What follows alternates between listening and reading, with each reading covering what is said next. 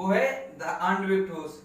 अब तक हम क्रिस्टलीय ठोसों का वर्गीकरण, इसे हमने बताया था कि 4 भागों में बांटा गया है, आयनिक ठोस, धात्विक ठोस और संयोजी ठोस। तो इन तीनों को हम नेक्स्ट वीडियो में पढ़ चुके हैं। आज का जो टॉपिक होगा हमारा वो होगा आणविक ठोस। तो देखते हैं आणविक ठोस क्या होते हैं। तो इनके अवयवी कण अणु होते हैं, आणविक ठोस कहलाते हैं। तो सबसे पहले ये हमारा पॉइंट है, इनके अवयवी कण, इनके अवयवी कण अणु होते हैं, अणु होते हैं। इन्हें 3 भागों में विभाजित किया गया है, इन्हें 3 भागों में विभाजित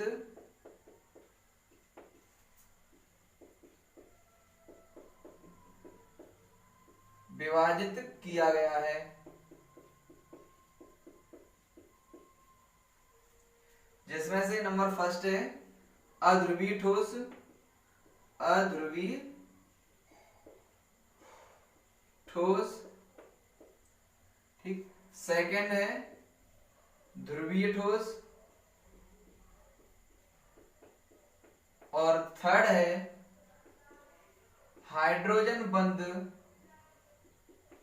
हाइड्रोजन बंध युक्त ठोस।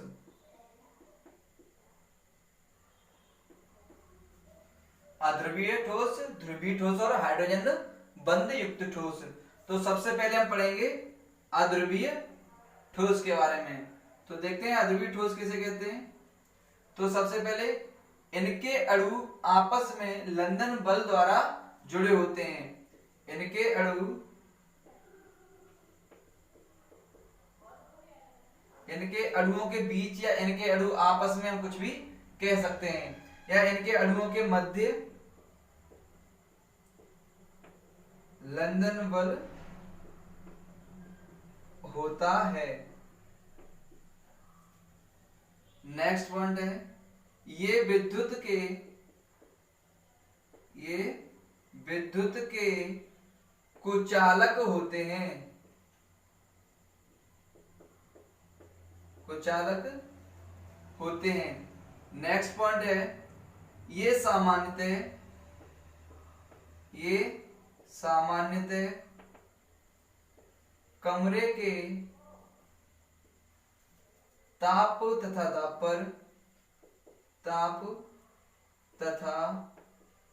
दाब पर द्रव और गैसीय अवस्था में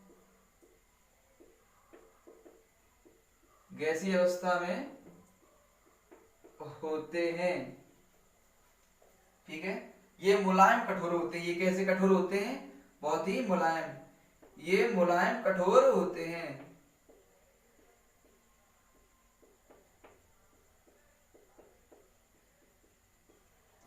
ये मुलायम कठोर होते हैं, इनका गलनांक कम होता है और इनका गलनांक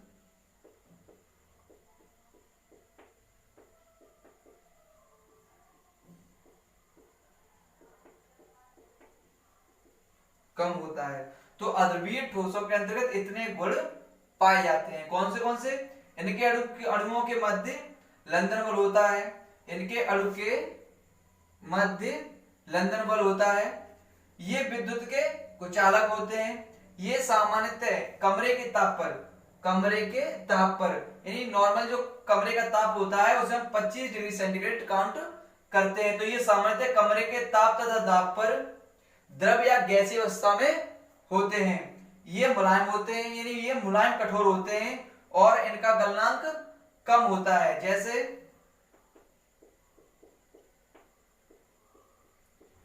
I2Cl2 C6H6 और O2 आदि, ये सब हमारे क्या है? अध्रुवीय ठोस, ठीक। तो अध्रुवीय ठोस कंप्लीट हुआ। हाँ, इसके बीच जो लंदन बल दे रखा है, तो लंदन बल, अंतराण्विक बल, वैन डर वाल्स बल, ये सब हम आपको नेक्स्ट वीडियो में इकट्ठे यानी एक साथ बताने वाले हैं। ठीक है, अगला टॉपिक है हमारा ध्रुवीय ठोस, तो हम इसे मिटा दे रहे हैं।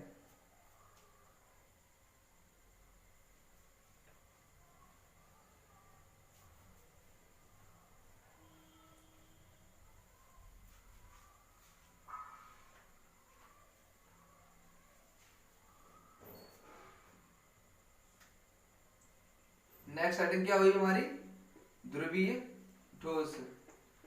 तो देखो इसमें तो सीधे सीधा जो है नाम से ही स्पष्ट हो रहा है, क्या स्पष्ट हो रहा है कि इनके अणुओं के मध्य द्विध्रुव आकर्षण बल पाया जाता है।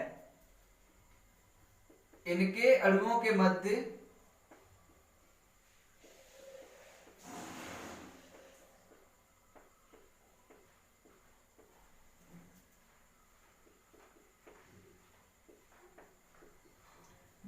द्विध्रुव आकर्षण बल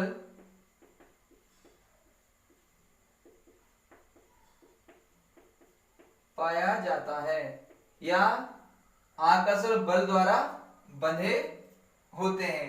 नेक्स्ट पॉइंट इनका क्या है, ये भी कमरे के ताप या दाब पर सामान्यतः कैसे होते हैं, ये सामान्यतः कमरे के ताप व दाब पर, कमरे के ताप व दाब पर गैस या द्रव्य या द्रव अवस्था में होते हैं।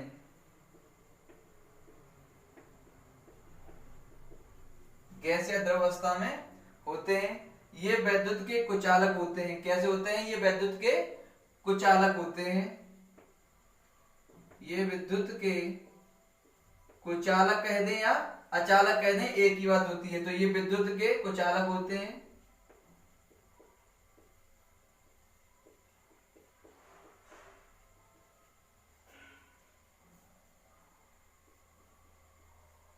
इनका भी जो गलनांक होता है क्या होता है, कम होता है। इनका भी गलनांक कम होता है। तो ये हमारे हो गए ध्रुवीय ठोस के गुण। ध्रुवीय ठोस कौन से होते हैं, SO2 हो गया हमारा, HCl हो गया, ये सब क्या है, ध्रुवीय ठोस।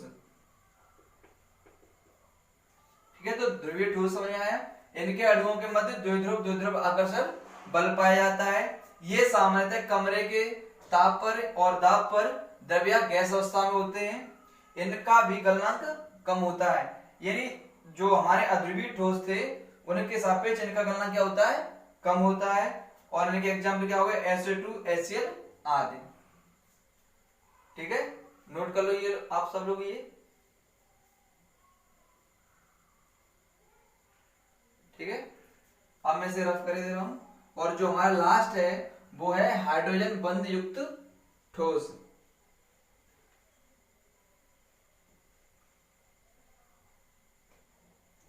तो हमारा भी लास्ट रह गया हाइड्रोजन बंध युक्त ठोस।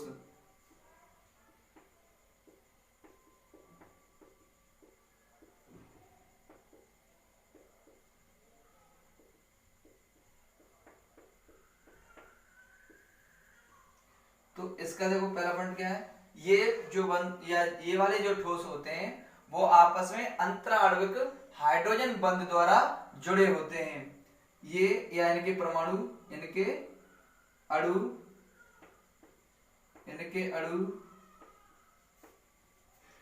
अंतराण्विक हाइड्रोजन बंध द्वारा जुड़े होते हैं।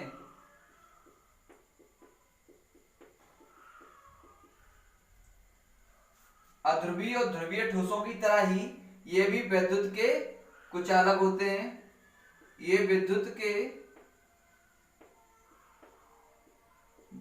के कुचालक होते हैं। ठीक है, अगला पॉइंट है ये कमरे के ताप पर या ये सामान्यतः कमरे के ताप बदाब पर वाष्पशील द्रव